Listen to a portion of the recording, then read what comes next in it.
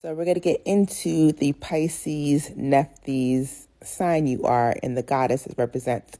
And since you are a water sign as well, you're very good in astral waters.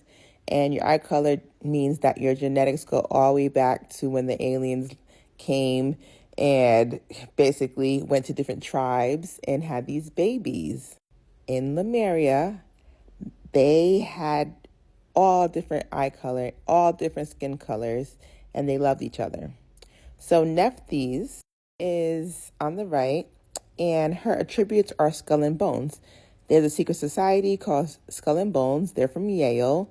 A lot of the oil industry, as well as the Bush family and the Walker family, which is the older Bush family, they look to her for guidance. So when you are being astrally shadowed, is usually by those families or those groups, because they look to Nephthys, who is like the goddess or the mistress of the house.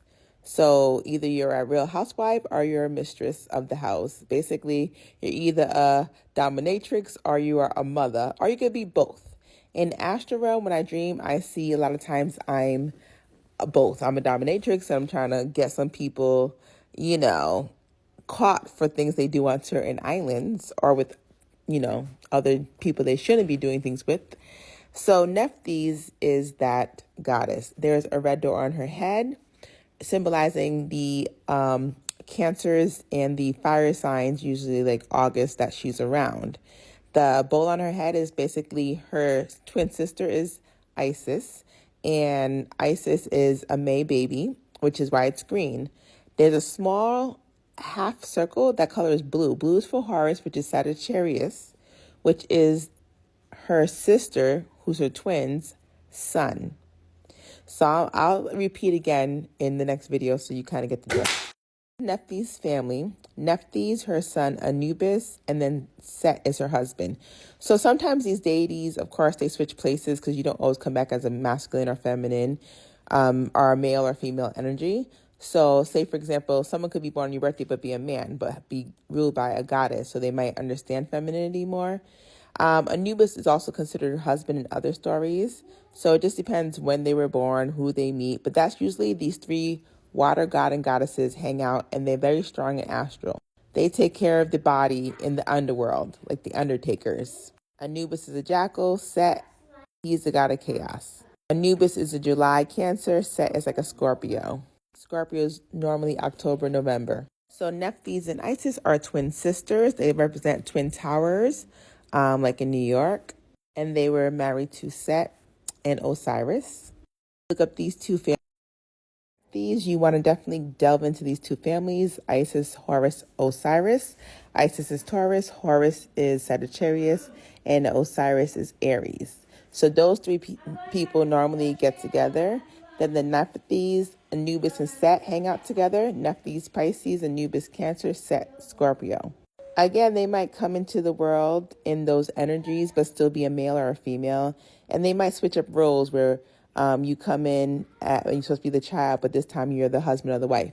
I notice a lot of times when a man or a male energy is not with a male god, and the other female is really the god. So for example, a person born as a Taurus, which is Isis, comes in as a man, and then a woman born as Osiris comes in as a woman instead of a man. So it would switch spots, but that relationship might be a little bit shaky, because if Osiris is supposed to be manly, then our masculine is sometimes a hard relationship because the woman can't be the man because the man's insecure. Now, on the other hand, if that man is Isis, which is the goddess, but he's a stay-at-home dad, he doesn't mind taking the back seat, you could do whatever you want, he doesn't care, then he took over the femininity part of it and was like, I will do what you deem feminine because I like being feminine. So I see like in same-sex relationships as well, as long as it's a masculine and feminine, it usually balances each other out. Now, when it's two masculines together, so like say a Set met Osiris, first of all, Set and Osiris normally don't date anyways because Set put Osiris in a box and chopped him up. So that wouldn't work anyways. But if they did come back, so say two, males who were same-sex relationship, to be with Osiris and Set, they might have a problem because they're both masculine and they both didn't like each other.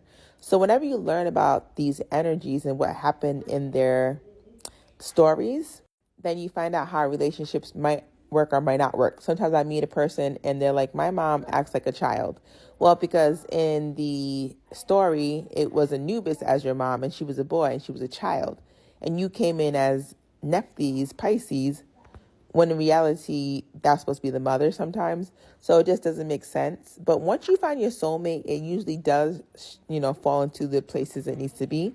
But since we've all been held back from our soulmates, a lot of relationships, including mothers, fathers, dates, have been a mess, especially since the tribes were separated in Lemuria and Atlantis took over. Rodrigo, she has some of that Pisces Nephthys. She's also Ptah like me, which is Aquarius. You're just Pisces straight up on both sides, so you're a very strong astral land water sign. But if you like Olivia Rodrigo, then she's Nephthys as well.